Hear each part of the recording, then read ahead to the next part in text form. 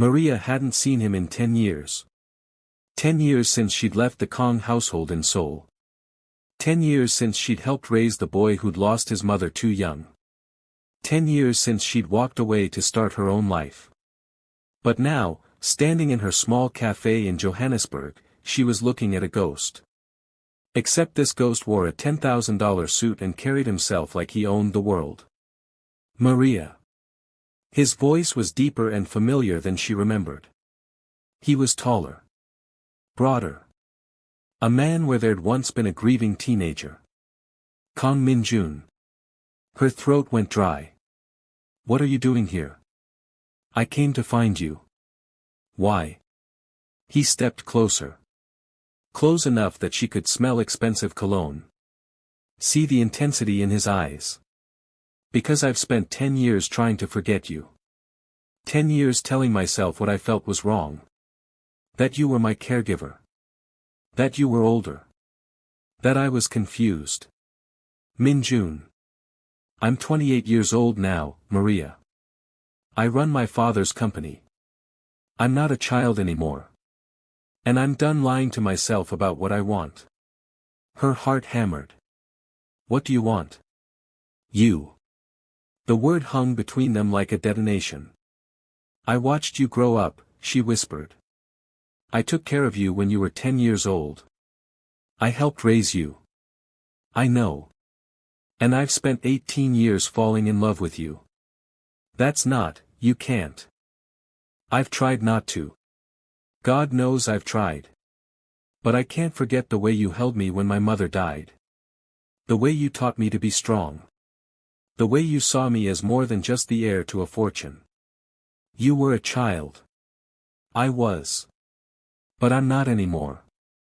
He reached out, almost touching her face, then stopped himself. Tell me you don't feel this too. Tell me I'm alone in this. And I'll walk away and never bother you again. She should say it. Should tell him he was imagining things. That she was 45 and he was 28 and this was impossible. But when she opened her mouth, the lie wouldn't come. Because she'd thought about him too. For 10 years, she'd wondered what happened to the boy she'd helped raise. The brilliant, broken child who'd clung to her after his mother's funeral. Who'd looked at her at 18 like she was his whole world. Who'd made her run because she'd been terrified of what she was starting to feel. You need to leave, she said instead. Not until you tell me the truth. The truth is you're 17 years younger than me. The truth is I helped raise you. The truth is this is wrong on every level. The truth, he said quietly, is that you left 10 years ago without saying goodbye. And I've spent every day since then trying to understand why. She looked away. I had my reasons.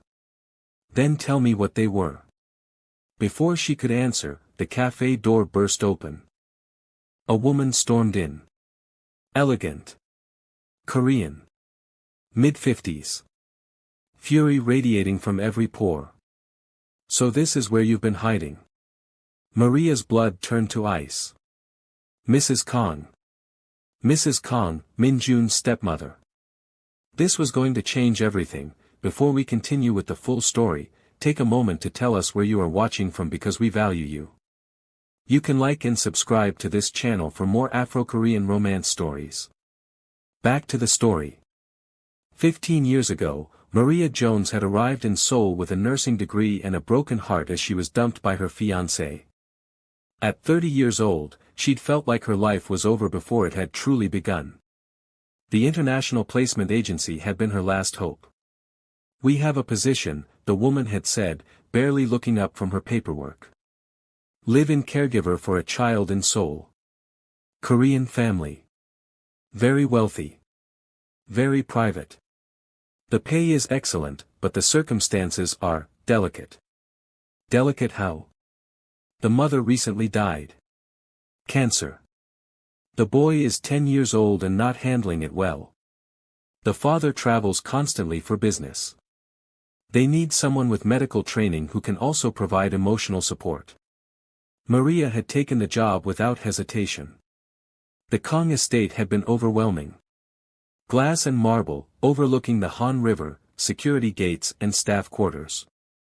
The kind of wealth that made her small apartment in Lagos look like a storage closet. Mr. Kang had greeted her in his office, cold, formal, grieving in the way wealthy men grieve, by burying themselves in work. "My son doesn't speak anymore," he'd said without preamble. "Not since his mother died 3 months ago. The doctors say there's nothing physically wrong. It's psychological. Trauma. I understand. Do you?" His eyes had been hollow. "My wife was everything to him. I work 16-hour days. I built this empire for her, for him, and now she's gone and I don't know how to be what he needs. The previous 3 caretakers quit. He won't eat. Won't sleep. Just sits in his room staring at nothing. Let me try." She'd found Min-jun in his bedroom, a small figure curled up in an enormous bed, clutching a photograph of a beautiful Korean woman. His mother. "Hello, Min-jun," Maria had said softly in careful Korean she'd been practicing. "My name is Maria. I'm going to be staying here to help take care of you." He hadn't looked at her. "I know you miss your mother. I lost mine when I was young too. It feels like the world ended, doesn't it? Still nothing. You don't have to talk to me. But I'm going to be here. Every day. And whenever you're ready, I'll be listening." She'd left him a plate of food and walked out. For 2 weeks, Min-jun hadn't spoken a word. But Maria had stayed consistent. She'd brought meals. Sat quietly in his room reading books aloud. Helped him with homework he wouldn't do.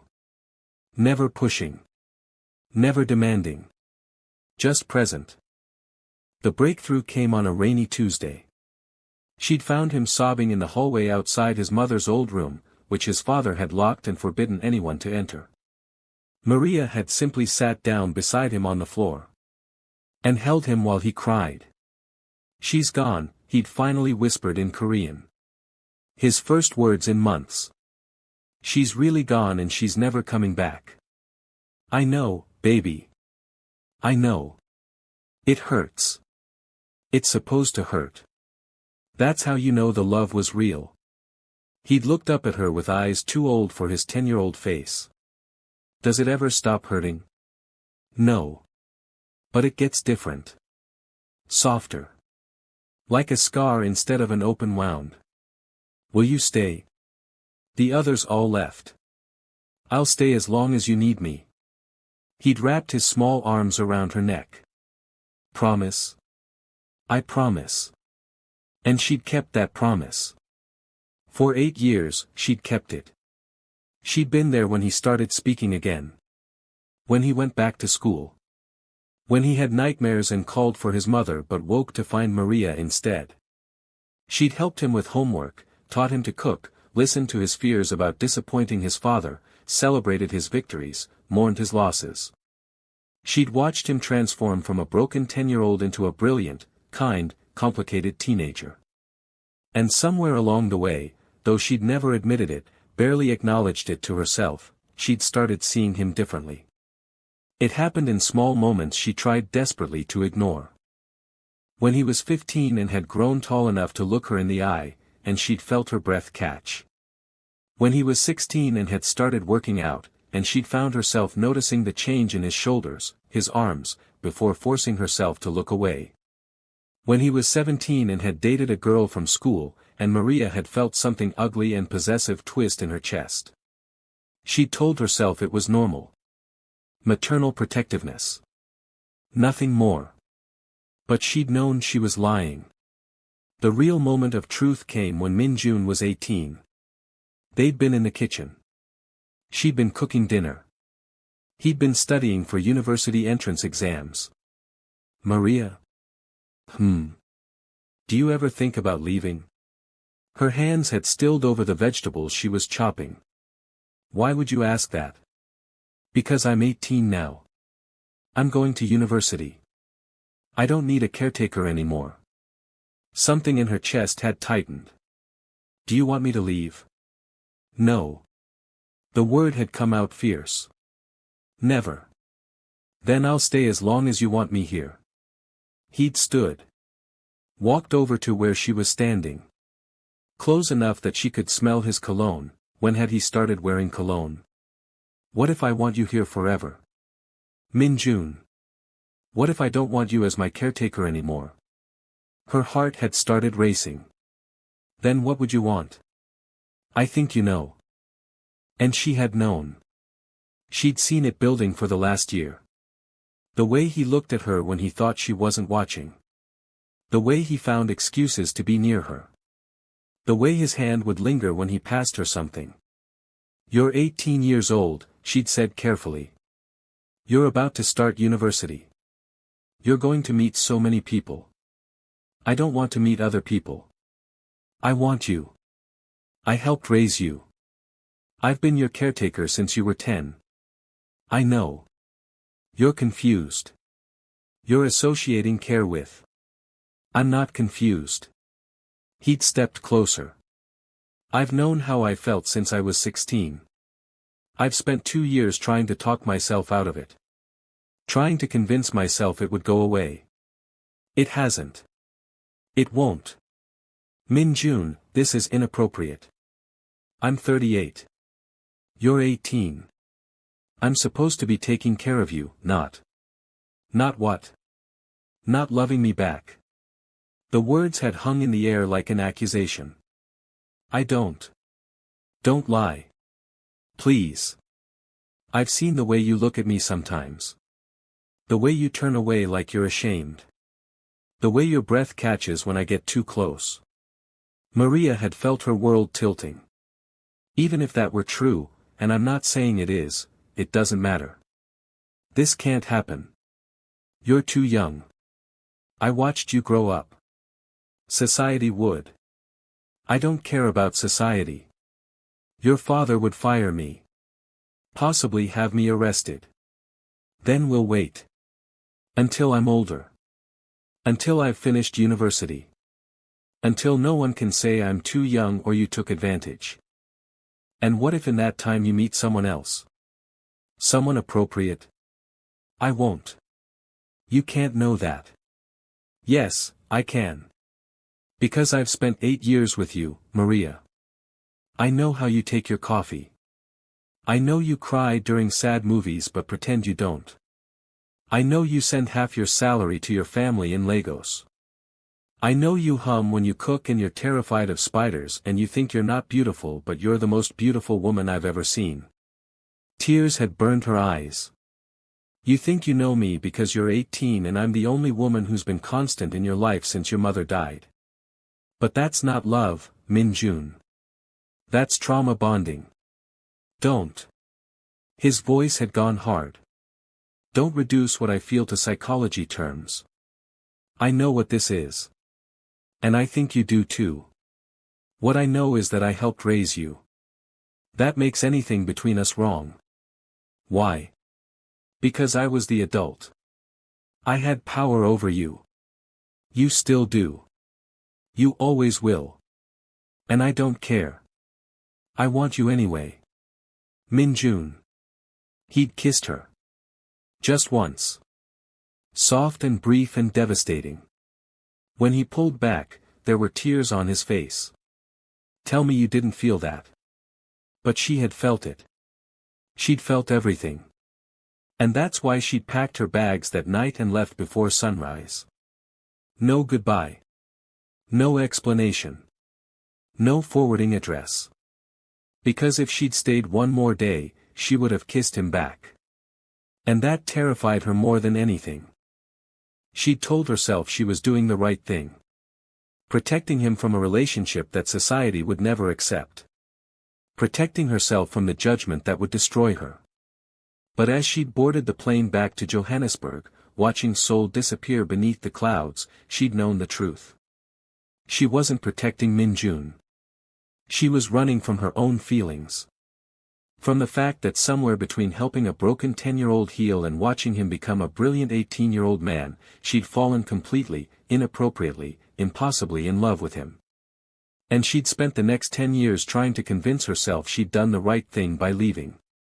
Trying to forget the way he'd looked at her. The way he'd kissed her.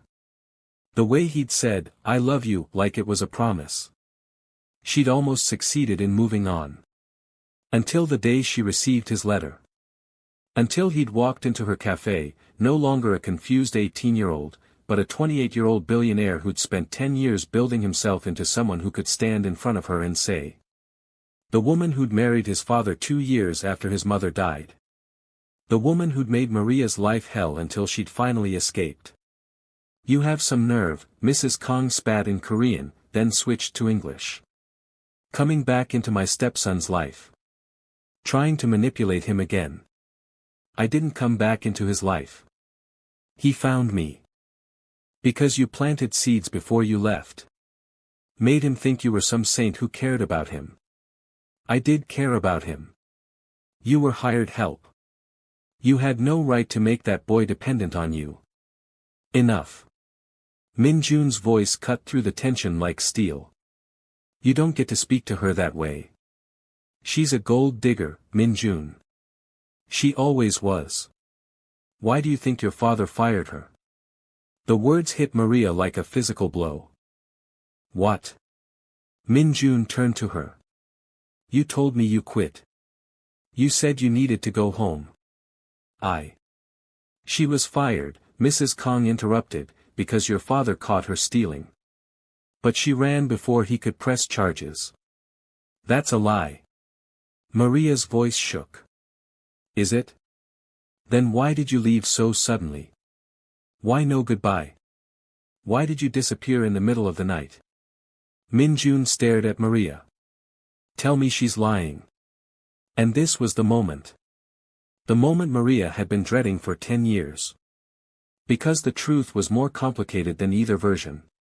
Yes, she'd been fired. But not for stealing. For something far worse in Chairman Kang's eyes. For developing feelings for his son. She'd been 27 years old, working as Min-jun's live-in caregiver after his mother's death. He'd been 10, traumatized, clinging to her like a lifeline. She'd loved that child. Genuinely, purely loved him like the son she'd never had. But as years passed, as he grew from a wounded boy into a brilliant teenager, something had shifted. By the time he was 16, she'd started noticing things she shouldn't. The way he looked at her. The way he found excuses to be near her. The way her heart jumped when he smiled. She'd been horrified by her own feelings. Had told herself it was nothing. That she was projecting. That she was lonely and he was just a kind, attentive teenager. But Chairman Kang had noticed. Had called her into his office one night when Min-jun was 17. "You need to leave. Sir. I've seen the way my son looks at you. And worse, I've seen the way you look at him. I would never. I know you haven't. But you will. He's 17. In a year, he'll be an adult. And he's already half in love with you. That's not. Don't insult me by lying. I'm giving you a choice. Leave now, quietly, with a generous severance. Or stay and watch me destroy your reputation so thoroughly you'll never work again." She'd left that night. No goodbyes. No explanation. Because she'd known he was right. She had been developing feelings for the boy she'd helped raise. And it was the most shameful thing she'd ever experienced. Now, standing in her cafe with Min-jun staring at her and his stepmother smiling triumphantly, she had to make a choice. Tell him the truth and confirm his worst fears. Or let him believe she was a thief. "The truth," she said quietly, "is that your father asked me to leave. And I agreed it was best." "Why?" "Because you were 17 years old and developing an attachment to me that wasn't healthy." He knew. Min-jun's face went pale. "My father knew how I felt about you." "Yes. And he fired you because of it?" "He gave me a choice. Leave quietly or face consequences. So you chose to abandon me without explanation." His voice cracked. Do you have any idea what that did to me? I woke up and you were gone. No note. No goodbye. Nothing. I'm sorry. Sorry. He laughed bitterly. I spent months thinking I'd done something wrong. That I'd driven you away. I was 17 years old and the one person who'd made my mother's death bearable just disappeared. I had no choice. You had every choice. You could have told me the truth. You could have explained. You were 17. And you were the adult. You should have found a way.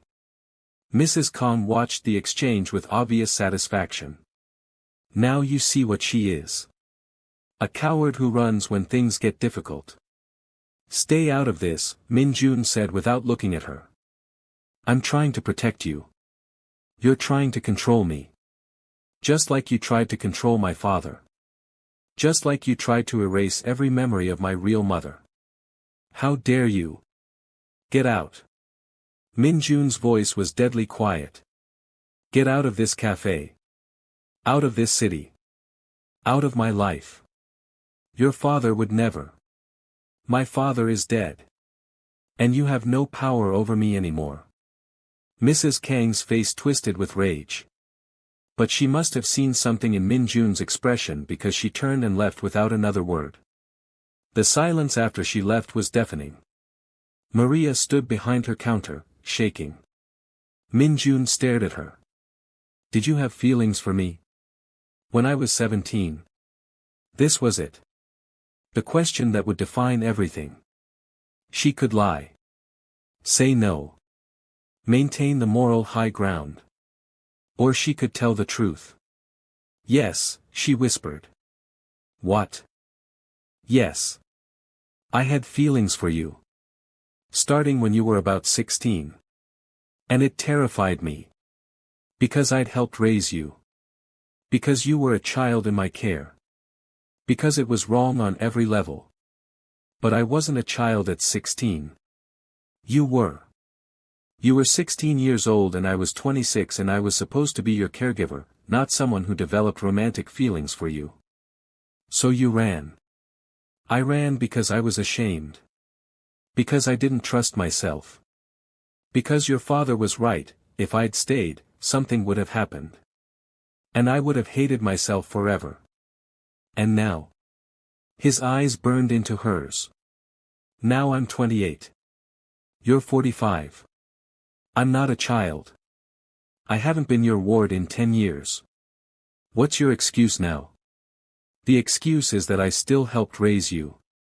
That I still have memories of you as a 10-year-old boy. That I still feel like this is wrong. Why? Because society says. I don't care what society says. Because I watched you grow up. And I watched you become the woman I love. What difference does it make? It makes all the difference. Why? Because you're older. Because you were my caregiver. Because people will judge us. He stepped closer. Or because you're terrified that if you admit you love me too, you'll have to face the fact that what you feel isn't wrong, it's just inconvenient. Min-jun. Tell me you don't love me. Look me in the eye and tell me that in 10 years, you never once thought about me. That you never wondered what happened to me. That you don't feel anything when you look at me now. She couldn't. God help her, she couldn't. I can't do this, she whispered instead. Can't or won't? Both. Then I'll make it easy for you. He pulled out his phone. Showed her a photo. A young woman. Beautiful. Korean. Maybe 25 years old. This is Park Ji-hee. My father's business partner's daughter. My stepmother has been trying to arrange our marriage for 2 years. Maria's stomach dropped. Why are you telling me this? Because if you tell me right now that you'll never give us a chance, I'm going to marry her. Not because I love her. But because I'm tired of being alone. Tired of measuring every woman against you and having them all fall short. That's not fair. None of this is fair. You left without saying goodbye. I spent 10 years thinking you didn't care. And now I find out you ran because you had feelings for me. How is any of that fair? So you're giving me an ultimatum? Be with you or you'll marry someone else. I'm giving you a choice. The choice you never gave me 10 years ago. This is emotional blackmail. This is me being honest. His voice broke. I love you, Maria. I've loved you since I was too young to understand what that meant. I've loved you through a decade of absence. I've loved you while building an empire just to prove I was worthy of you. You were always worthy. Then prove it. Choose me. Stop hiding behind excuses and age gaps and what other people think. And if I can't? His jaw tightened. Then I'll marry Ji-hee. We'll have a marriage of convenience. I'll give my stepmother what she wants. And I'll spend the rest of my life pretending I don't love you. Min-jun. You have 1 week. He pulled out a business card, set it on the counter. That's where I'm staying. If you want me, if you're willing to try, come find me before next Saturday. And if I don't? Then I'll know your answer. He turned to leave. Wait. He stopped. This isn't just about us. There are other people affected by this. Who? Your stepmother will make our lives hell. I don't care about her. Your father's company. If we're together, people will talk. They'll say I manipulated you. That I groomed you. Let them talk. The media will destroy me. A 45-year-old woman who dated the man she helped raise. I'll be labeled a predator. Then we'll fight back. Together. You say that now. I say that always. He turned back to her. I've spent 10 years preparing for this, Maria. 10 years building power, influence, wealth. Not because I care about any of those things. But because I knew that loving you would be a battle. And I wanted to make sure I had the weapons to fight it. What if the weapons aren't enough? Then we'll lose together. But at least we'll have tried. He walked out. And Maria was left standing in her empty cafe, holding his business card, her heart in pieces. The next 6 days were torture. Maria tried to work. Tried to focus. Tried to convince herself that letting Min-jun marry someone else was the right thing. But she couldn't stop thinking about him. About the 10-year-old boy who'd cried in her arms after his mother's funeral. About the 16-year-old teenager who'd looked at her like she hung the moon. About the 28-year-old man who'd spent a decade loving her from afar. On the 5th day, her best friend Thandai cornered her. You're miserable. I'm fine. You're in love with him. That's ridiculous. Is it? Because you've been staring at that business card for 5 days straight. Maria set down the card. It's complicated. Love usually is. I helped raise him, Thandai. I changed his bandages when he fell. I helped him with homework. I tucked him in at night. When he was 10. He's 28 now. That doesn't change the history. No. But it changes the context.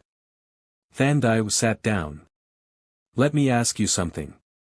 If you'd met him today, with no history, would you be interested? That's not. Answer the question. Maria closed her eyes. Pictured Min-jun as he'd stood in her cafe. Confident. Brilliant. Devastatingly handsome. Everything she'd ever wanted in a partner. Yes, she admitted. Then the only thing stopping you is shame. It's not that simple. It is exactly that simple. You're ashamed of having feelings for someone you once cared for as a child.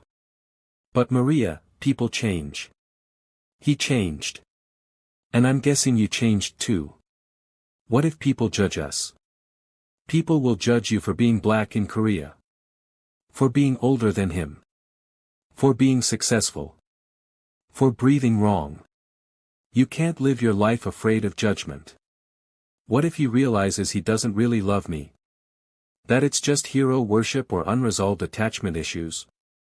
What if he really loves you and you throw it away because you're too scared to try? Maria was quiet. How many years do you have left, do you think? Thandai asked gently. What kind of question? You're 45. Let's say you live to 90. That's 45 years. 45 years you could spend alone, safe from judgment, wondering, what if? Or 45 years with someone who loves you, facing whatever comes together. Which sounds better? When you put it that way. There is no other way to put it. You have a chance at real love. Complicated, messy, unconventional love. But real. Take it or don't. But make the choice consciously. Not out of fear. That night, Maria couldn't sleep. She thought about Min-jun marrying Park Ji-hee. Thought about him spending his life pretending. Thought about herself, alone in her cafe, growing old with regrets instead of memories. On Saturday morning, she made her decision. She put on her best dress. Did her makeup with shaking hands. And drove to the address on his business card. An upscale hotel in Santun. She was directed to the penthouse suite. Her heart hammered as she knocked. The door opened. But it wasn't Min-jun. It was his stepmother. Well, well. Mrs. Kang smiled coldly. I was wondering if you'd show up. Where's Min-jun? Getting married. The wedding started 20 minutes ago. Maria's world tilted. What? He waited 6 days. You didn't come. So this morning, he called Ji-hee and told her he was ready. They're at the courthouse right now. No. He said I had until today. Until Saturday. It is Saturday. But you're too late. Mrs. Kang's smile widened. He's marrying a woman his own age. Someone appropriate. Someone who didn't change his diapers. I never. Close enough. You were his caregiver. His surrogate mother. And you should have stayed in that role instead of letting him develop this sick obsession. It's not sick.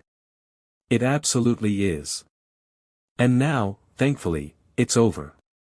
He's marrying Ji-hee. You can go back to your little cafe and your mediocre life and forget you ever knew him. Maria stared at her.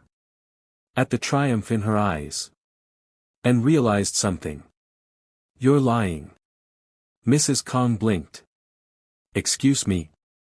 Min-jun wouldn't get married without telling me. He'd at least send a message. Let me know. Why would he? You rejected him. No. I didn't show up by Friday. But he said Saturday. And it's Saturday morning. The day isn't over. Something flickered in Mrs. Kang's expression. You're lying, Maria repeated, more certain now. You're here to intercept me. To make me think I'm too late so I'll give up and leave. That's absurd. Then call him. Right now. Prove he's at a courthouse getting married. Mrs. Kang's jaw tightened. You can't. Because he's not. Maria pushed past her into the suite. Min-jun. He's not here. Min-jun. A door opened. And there he was.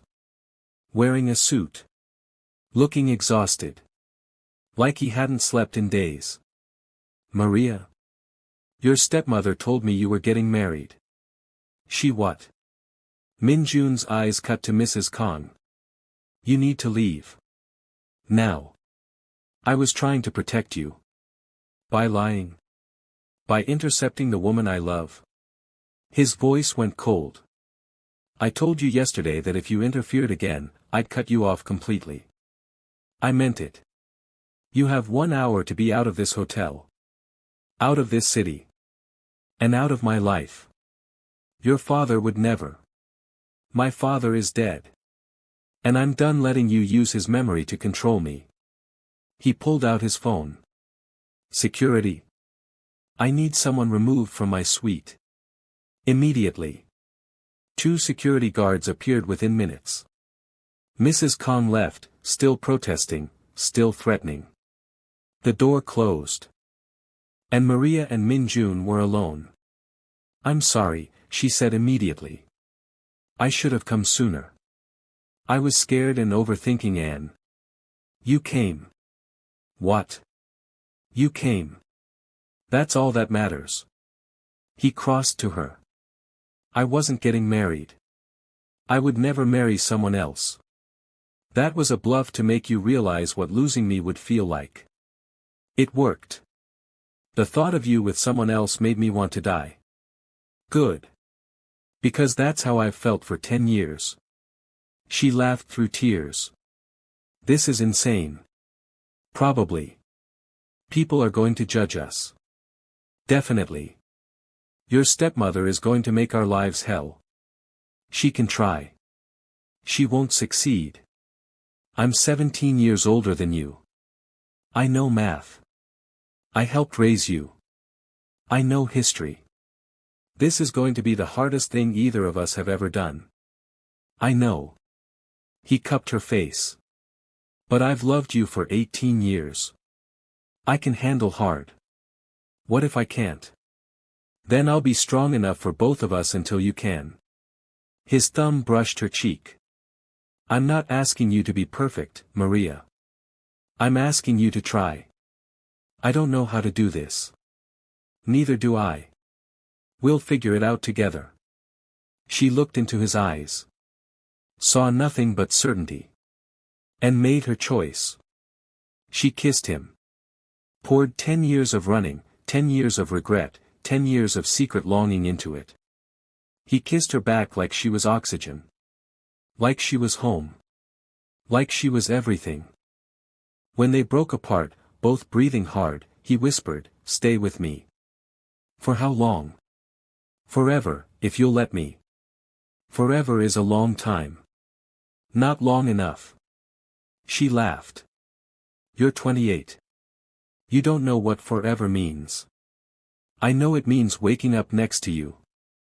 Growing old with you. Facing whatever comes with you. His forehead pressed against hers. I know it means never letting you run again. What if I want to run? Then I'll run with you. But we run together or not at all. Maria closed her eyes. Felt the weight of her choice settling over her. It wouldn't be easy. People would judge. His stepmother would cause problems. The media might catch wind. There would be moments of doubt. Moments of fear. Moments when the age gap felt impossible and the history felt too heavy. But looking at Min-jun, this man who'd loved her through a decade of silence, she realized something. She'd spent 10 years being safe. And safety had gotten her nothing but loneliness. Maybe it was time to be brave. Okay, she whispered. Okay. Okay, I'll try. I'll stay. I'll give this a chance. Really? Really? She smiled through tears. But you have to be patient with me.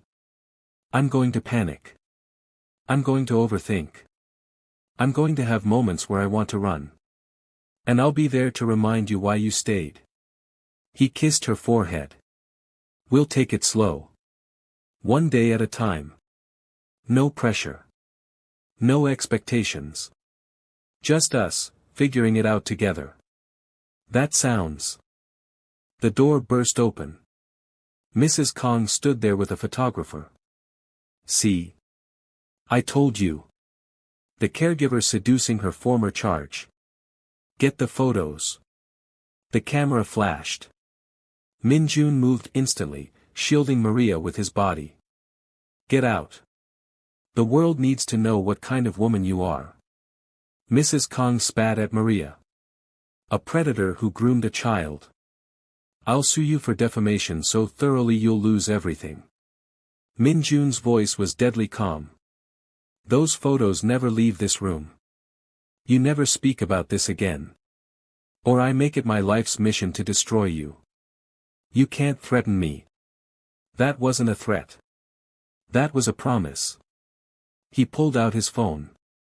I have evidence of every lie you've told about my mother. Every piece of fraud you've committed in my father's name. Every affair you had while married to him. Shall I release it all? Or would you prefer to disappear quietly? Mrs. Kang's face went white. The photographer leaves his camera. You both leave this hotel. And if I ever see either of you again, I release everything. Min-jun's eyes were ice. Choose. The photographer set down his camera and fled. Mrs. Kang stared at her stepson. He would be ashamed of you. My father loved my mother. And he loved me.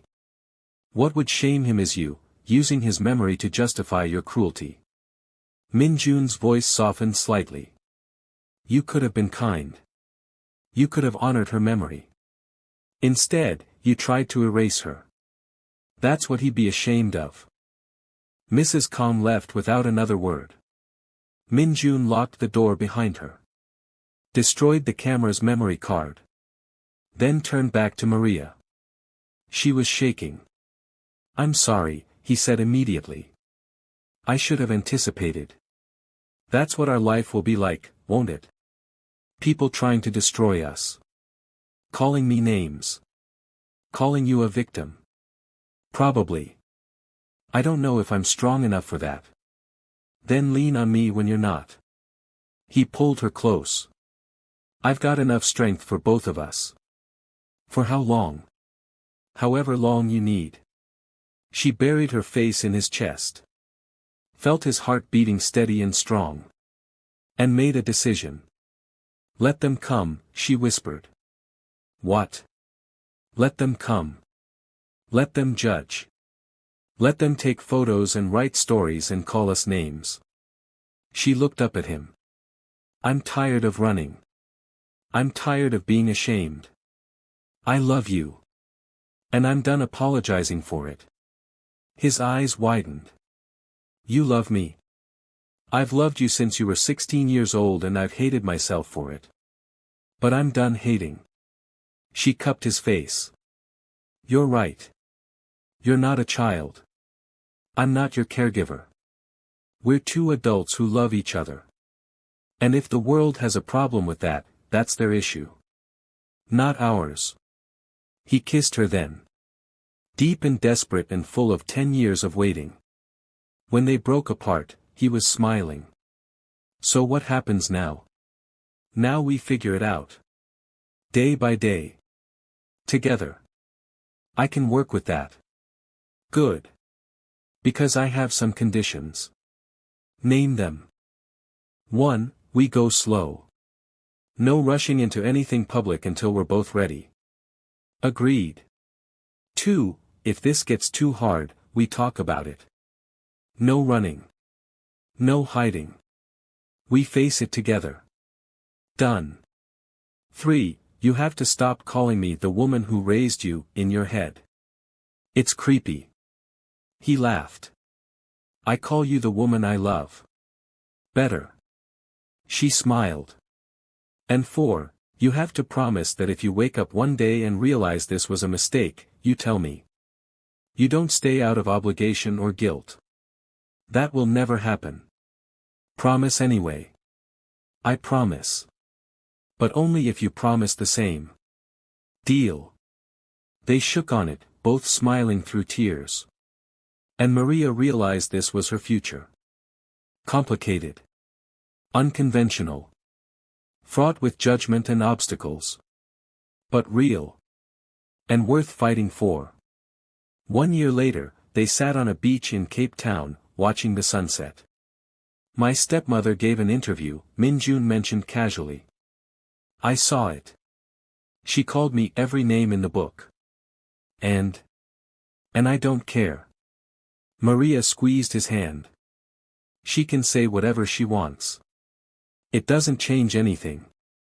The stock price dipped after the interview. And it recovered within a week. Turns out investors care more about profit margins than my personal life. Shocking. He laughed. Pulled her closer. I love you. I love you too. Still scared? Terrified. Me too. But you're worth it. He kissed her temple. Every judgment. Every article. Every whisper. You're worth all of it. Maria looked at this man she'd known since he was 10. The boy who'd clung to her after his mother died. The teenager who'd fallen in love with his caregiver. The man who'd spent 10 years waiting for her to be ready. I'm sorry I made you wait so long, she whispered. I'm not. If you'd said yes at 18, we wouldn't be here now. We needed the time apart. We needed to grow. To become people who could handle this. You really believe that? I know it. Because the woman who ran 10 years ago wouldn't have had the strength to face what we've faced this year. And the boy I was then wouldn't have had the maturity to support you through it. When did you get so wise? I had a good teacher. She taught me to be strong. To be patient. To love without expecting anything in return. I never expected you to love me. I know. That's why I do. They sat in comfortable silence as the sun set over the ocean. And Maria thought about how a year ago, she'd been alone and safe and miserable. Now she was exposed and vulnerable and happier than she'd ever been. Because love, real love, was worth the risk. Even when it was complicated. Even when it was forbidden. Even when the world said no. Sometimes, the bravest thing you can do is say yes anyway. If this story touched your soul, if it made you believe love can survive impossible odds, if it reminded you that the heart wants what it wants regardless of rules or age or history, hit that subscribe button now. Share this with someone who needs to hear that love doesn't follow society's timeline. Drop a comment telling us, could you love someone you once cared for? Is there an age gap too big to overcome? Should she have run or stayed? Because your voice matters and these conversations matter. And if you watched till the end, if you felt every moment of Maria's fear and Min-jun's devotion and their struggle to choose love over safety, thank you. Thank you for believing that complicated love is still love. Thank you for understanding that sometimes the most forbidden relationships are the most real. Whether you're the older person afraid to accept love, the younger person waiting patiently, or someone watching from the sidelines wondering if true love really exists, it does. And it's messy and complicated and worth every second of the fight. See you in the next story, and until then, love bravely, choose honestly, and never let fear steal your chance at happiness.